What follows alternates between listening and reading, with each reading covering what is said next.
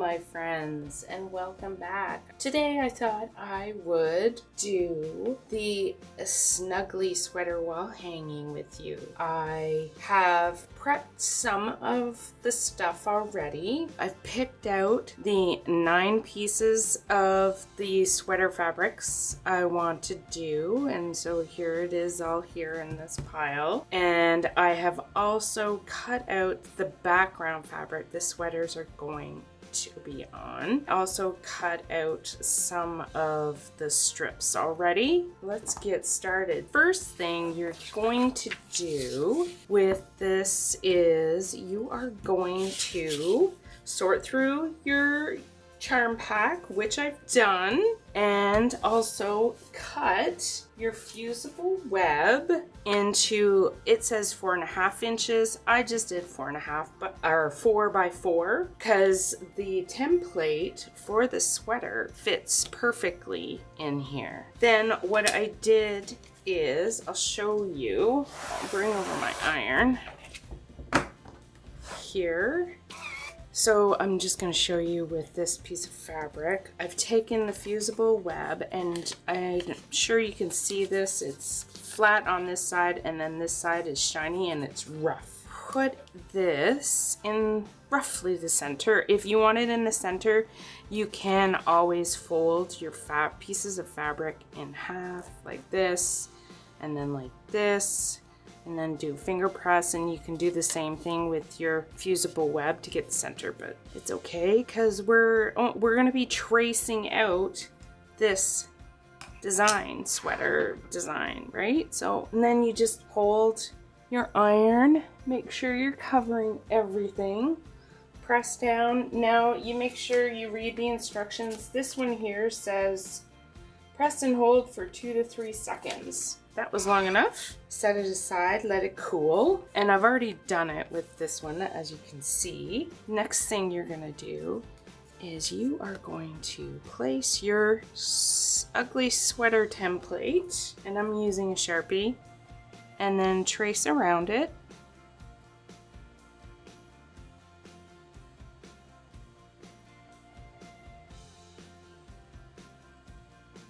Just like this. And of course you're going to want to do this for all 9 sweaters.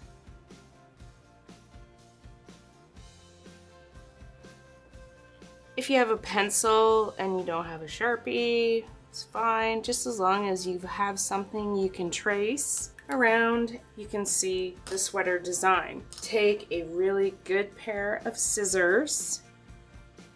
These are good quilting fabric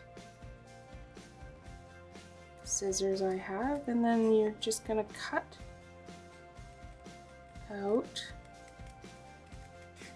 the outline of your sweater, and you're gonna do this for all of your 9 sweaters. I will fast forward this.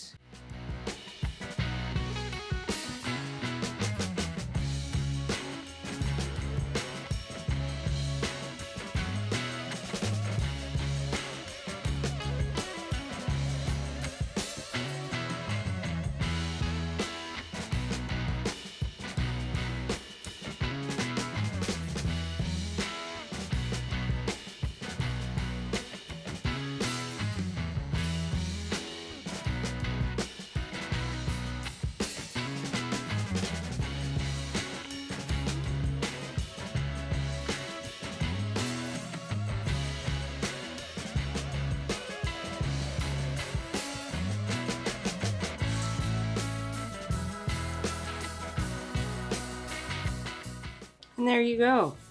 And I've cut out another one here.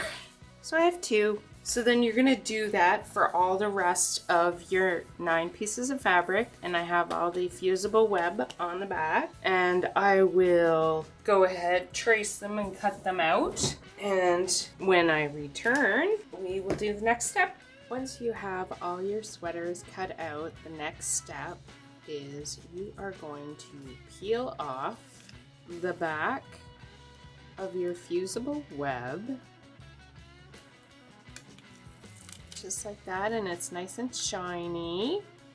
And you're gonna place it in the center of your square, your 4.5-inch square. That looks about roughly center. And then with your iron, you're gonna have it on, I have it on linen cotton, so hot and dry, no steam. And you're going to hold down for whatever the instructions on your fusible web is.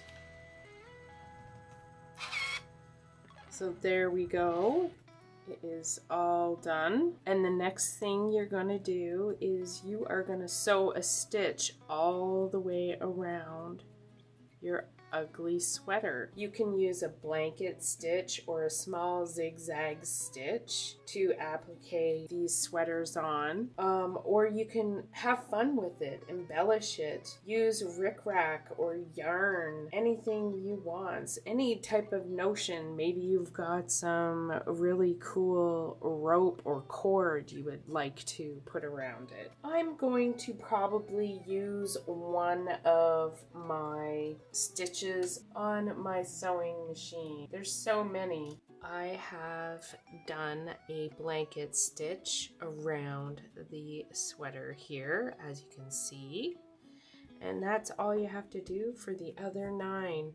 And it doesn't have to be like white or cream, your thread. Do whatever color you want. You have multiple colors of thread, dude. Multiple colors around your sweater. Also, you don't have to just do the blanket stitch. Play with all the stitches you have on your sewing machine and try out a different one on each one, maybe. Once you have done all 9 of these, I'll show you how to lay a quilt and sew it up.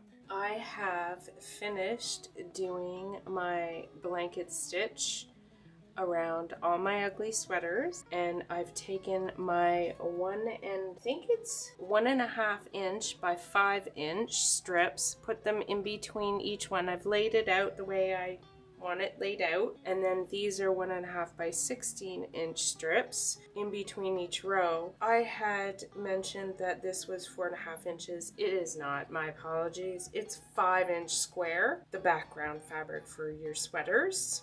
And I did 3 different stitches. I did a blanket stitch, and I don't know, I did a snowflake stitch, and I'm not sure what the other stitch was. So I did 3 different ones, just to have a little bit of fun. What you'll need to do is, like we do with all our rows, sew our rows together first, and then I'm going to attach the middle sashing on each side, iron it open, and the bottom.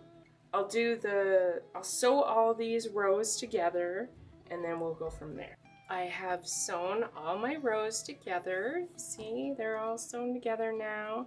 And now what I'm gonna do is I'm gonna sew this strip here and this strip here, iron it open, and then I'm gonna then sew this to the bottom, and I'm gonna iron that, and I'm gonna sew this there.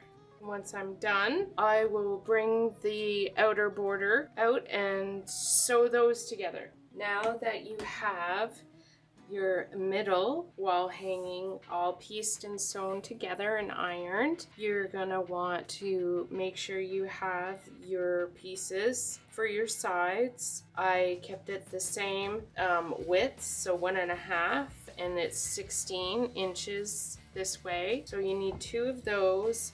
And for the top and the bottom, it's 1.5 inches by 17.5 inches roughly. And if you cut it a little bit longer, it's fine, you can trim it down. The first thing you're gonna wanna do is put your right sides together on both sides. Mine's a little bit longer.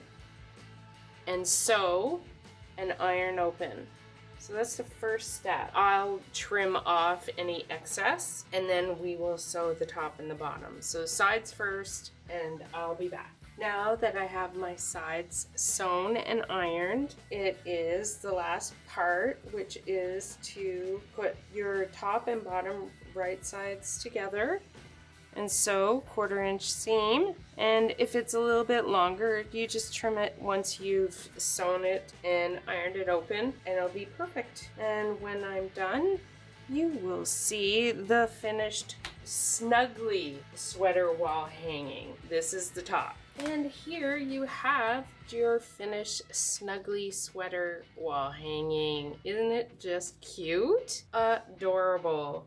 And then all you need to do after this is your quilting and binding. You layer your batting and your backing. So the batting would go up against this, and then your backing on top of that, and then you quilt it and then bind it, and it's ready to be hung. In my next video, I am going to be doing a quilt for the Quilts of Valor here in Canada, and I am going to be doing this Western Star 9-inch block right here, and this is the fabric requirements. What I'll need is, in light fabric, I need 2 3¼ inch squares, and I'll need 2 3¼ inch dark squares. So as you can see, there's light and dark. And I'll need 8 2 3/4 inch squares in a medium fabric, 4 2 3/4 inch by 5 inch rectangles in the light fabric, 4 2 3/4 inch squares also in the light fabric. I'm not sure if I'll be doing this next Saturday or the Saturday after.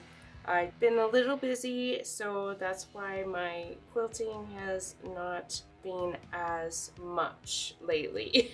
That's what I'll be doing in the next video, and I hope to see you there. Thank you all for joining me today, and I hope you all have a wonderful quilt day. Bye!